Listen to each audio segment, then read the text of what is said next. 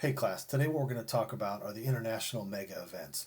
You're going to have a couple readings and watch a video after this about the mega events, but I want to give you a little bit of context about what we mean by mega events. So today we'll start off talking about the significance of sport events at the international level, and then we'll talk a little bit more about the classification or what it means actually to be a mega event. All right, so the first thing we have to start out with and acknowledge is that mega events are really meaningful to a variety of stakeholders at the international level. And you can see here on the screen all the different types of stakeholders that we have. Obviously, for athletes, this is the pinnacle of their sport, whether it's an Olympic level player, a World Cup player, sometimes even in golf and tennis. These mega events, it's the pinnacle of competition, and so the expectation is that these events will be great. These events are significant for fans as well. Sometimes it's national allegiance, sometimes it's allegiance to a particular player. But in any case, fans oftentimes are spending thousands of dollars to attend these mega events. And so we want to make sure that we run these events really well. The third group that they're really important to are the sport organizations themselves. So the governing bodies that hold them, this is their main way of making money. It's the main reason that they exist. If they don't function, if these events don't function effectively, they're not going to make a lot of money. Another group that's really important too, who use these events as vehicles to enhance their own businesses, are obviously the corporate sponsors. So corporate sponsors at the World Cup level are going to pay $30 million a year to sponsor FIFA. So that's a significant investment of money, and they believe that they're going to get quite a bit of exposure out of that particular event. And obviously, with the Olympics this year being canceled in Tokyo, corporate sponsors are very upset, obviously, about that, because they're losing a window to get to consumers.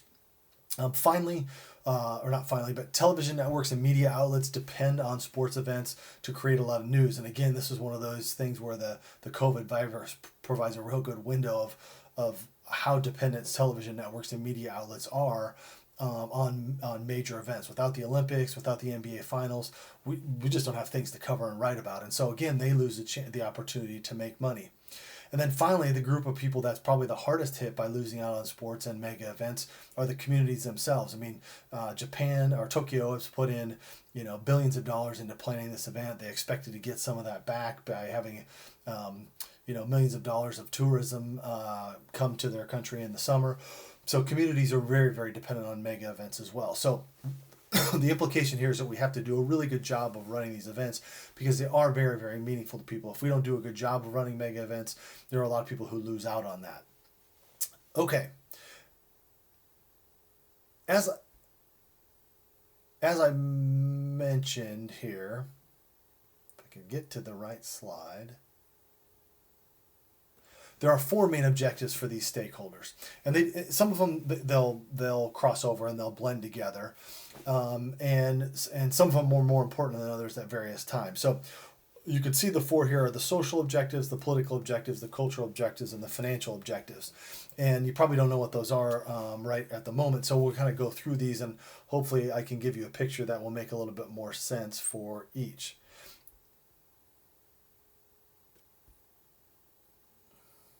Okay, so the first one are the financial objectives. So this is a picture from the International Champions Cup, which is an absolutely for-profit event that takes place all over the globe and involves some of the most famous soccer teams across the country. You can see here FC Barcelona won it. I believe this may have been 2018 or 19. And you can see here, if you look at the picture, that it took place at MetLife Stadium, which is in New Jersey, right outside of New York. You can see that it's sponsored by Rakuten, and obviously a Spanish team is playing in it. So we have a lot of stakeholders here that want to make money off of this particular objective. And one of the things, like I said in the reading, you'll read a lot about the financial objectives of sporting events, but those are not the only reasons that we will spend lots of money to host events. The second reason we'll spend a lot of money to host events are the social reasons. And the social reasons were probably best exemplified by the Olympics in 2012 in London. London wanted to use this Olympics to improve life in England. They wanted to improve the East End of London. They wanted to have English people exercise more. They wanted to inspire a generation of new athletes. And so their objectives were not so much that they wanted a return on investment, but they wanted to improve society by hosting a mega event like the Olympics. Okay. Oh boy, I'm really not good at this today. The cultural objectives occur when the event is really important to a particular country or a particular region. What I put up here is the World Junior Hockey Championships. And obviously you can see here that Canada won. I'm not actually even sure if that was in Canada, but Canada has hosted this event more than any other nation in the world. And naturally, that's because hockey is so important to that particular culture. And the same would probably be true of table tennis in China, and it would be true of probably basketball in the United States. Is that it's for us, it is I'm saying a birthright, but it's so important to who we are as a country, or so important to who Canada is as a country, or so important to what China is as a country, that hosting those events becomes really, really important to the country to do that and to do that effectively.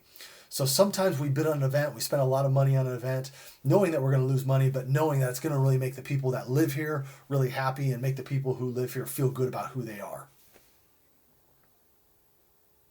Okay, the last one that is really common for major events are the political objectives. And here you can see a picture of Rio de Janeiro, and they hosted obviously the World Cup recently, and then obviously the 2016 Olympics. And in both of those cases, the objective for Brazil was to demonstrate to the world that they were a political power, that their economy was on track, that they were one of the top 8 nations in the world in terms of GDP, that they were a military power to be reckoned with.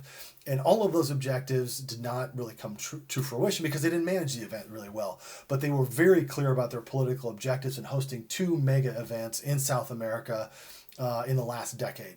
So again, political objectives is you want people to kind of know that your country is a big deal, to know that you're powerful, because again, power is the essence of politics. All right, now what do we really mean by a mega event here? How can such events actually gain all these different types of objectives for us? Well, the first thing we have to understand about these events is that there's a difference between a hallmark event and a mega event. Hallmark events tend to be a little bit more, or they're more consistent, they happen more often, and they don't move. So hallmark events would be like Wimbledon, like the Masters in golf, because they're staying in the same place and they happen every single year. Mega events draw a little bit of their attraction and their interest and their ability to accomplish these objectives because they're not as frequent and they do move around. So you can have the Olympics in London, then you can have the Olympics in Beijing, you have the Olympics, I guess where are they going to be? They're going to be in Tokyo. And so because it moves around, it becomes more attractive for the media, for the sponsors, for the consumers, because of the infrequency that it happens and the fact that it moves around to different places.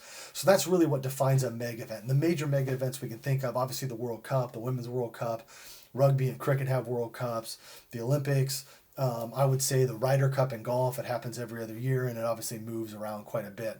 Those would be your major mega events. And people always say, well, this is a Super Bowl mega event. Yeah, it does move around, but it does happen every year and it's not quite as big in scale as some of those other events, and it's only one day. So I would say probably not, but those other ones would definitely be mega events. The thing for us to remember as sport managers and as people who are involved in the business of sport is that the more mega an event becomes, the more global in nature it's going to be. So your consumer base, the people that care about that event, are going to come from a bigger swath of people across the globe. The second thing is we're going to need a lot of money to pull this thing off because it's going to take years of planning for us to get this going. It's going to take, in some cases, billions of dollars to build facilities. It's going to require infrastructure. It's going to require governmental support. So this is not something that, some wealthy businessman can pull off with a couple sponsors. This is something that's going to need government, sponsor, and private support to pull these things off. As I mentioned, obviously, what are you doing with that money? You're planning. So we need not just a couple years to plan. We need, in some cases, 5 to 7 years to get ready. And actually, the Los Angeles Olympics have over a decade to plan before the 32 games. Is it 32 or 28? But after Paris, so it's got Tokyo, then Paris, then LA. So I guess we have 8 years to plan but that is quite a good window for us to get ready to host. The fourth thing we got to know about mega events is there's a lot of pressure to perform. If we don't pull these games off, we lose out on major objectives. Now, good example of a country that did a really good job with it is China in 2008. They had major political objectives. It was a coming out party for China. China obviously now is a massive global power that rivals the U.S. in terms of their economic and political weight. As I said earlier, Brazil had intended to have that for their objectives, but did not perform. They had green water in the pool. They had feces in the ocean where they were doing the triathlon and the sailing. They never really got their Olympic Village done, and obviously now Brazil's fallen apart as a country. Their economy is in dire straits. Primarily, or not, I shouldn't say primarily, but a contributing factor to that is the extravagant expenditures they had for the World Cup and the Olympics. So they just didn't perform. The last thing that we will characterize a mega event, the bigger the stage, obviously the more media coverage. And so everyone's going to see your successes and everyone's going to see your mistakes. So you've got global media coverage in a mega event. So again, the planning process has to be good, the execution has to be good, and those are really the things that characterize mega events. And when you watch the video on China's opening ceremonies in 2008, I really want you to think about what those are trying to communicate as China opens the ceremonies on a global stage. And then I also want you to think about that as you're reading through the bidding process, what we have to pay attention to, and as you're reading about the economic impacts of these events, why, yes, economics are important, but understanding that sometimes the numbers are not going to tell you that it was successful, but those other objectives will tell you that it was successful. Okay.